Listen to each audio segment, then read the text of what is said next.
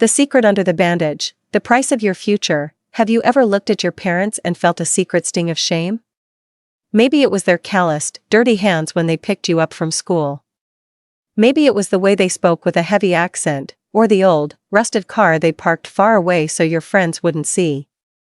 We spend the first 20 years of our lives wishing our parents were different, only to spend the next 50 years realizing we were the reason they became that way.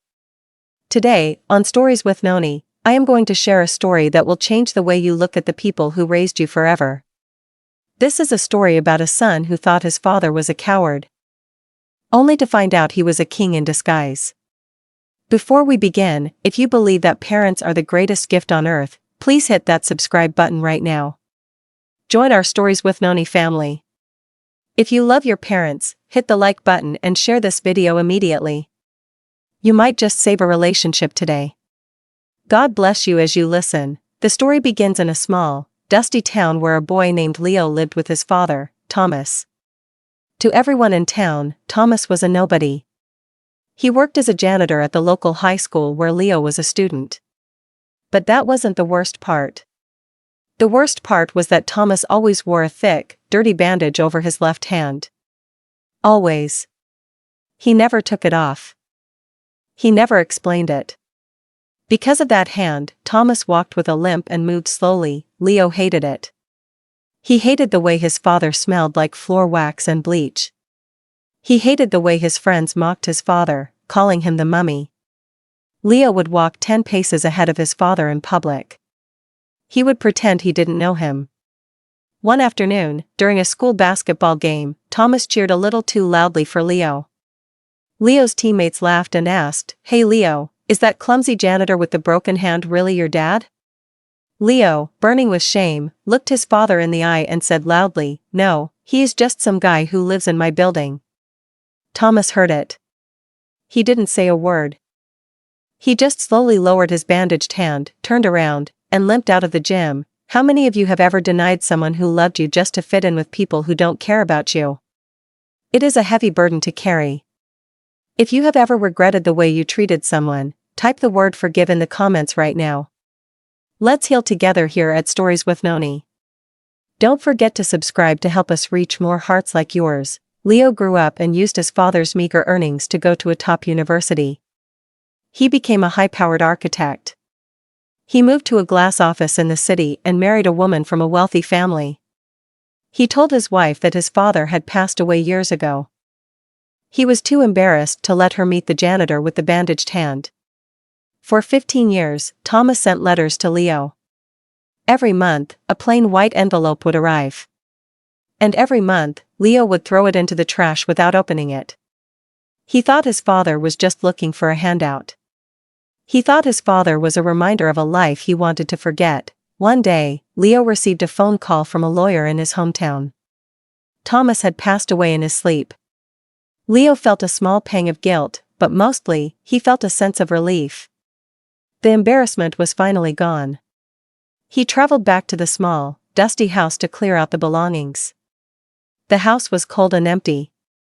There was no furniture. Only a small mattress on the floor and a single light bulb hanging from the ceiling. Leo realized his father had been living in extreme poverty for years. In the corner of the room sat a small wooden box. Inside were the 15 years of letters Leo had thrown away, returned to sender.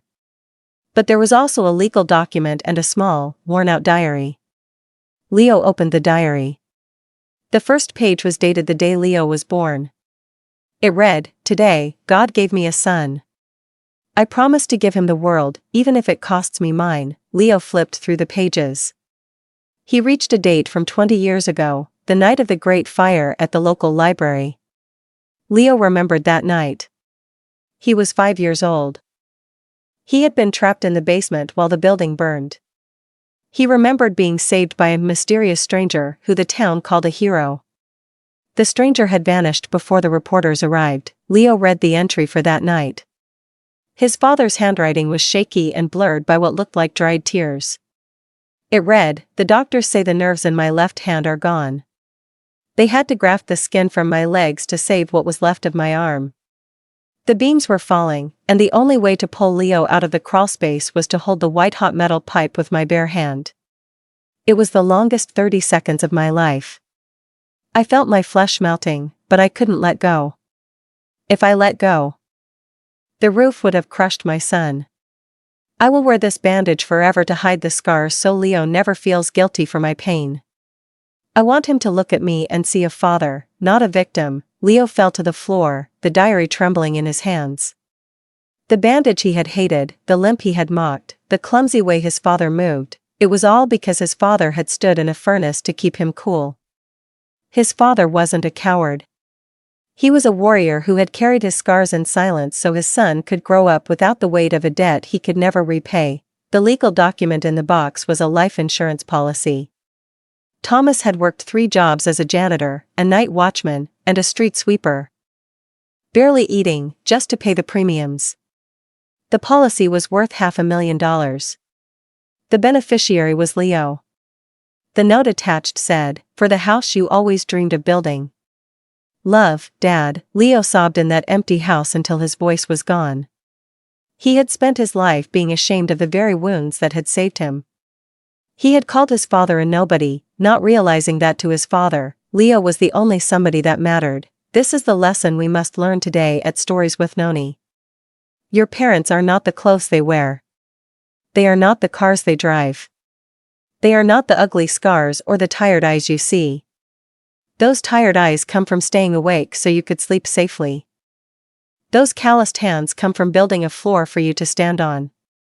Those embarrassing parents are often the only people in the world who would die for you without thinking twice. If you are listening to this and your parents are still alive, do not wait for a funeral to open their letters. Do not wait for a lawyer to tell you their secrets. Call them. Visit them. Look at their scars and see them for what they really are, medals of honor. If this story moved your soul, please share it right now.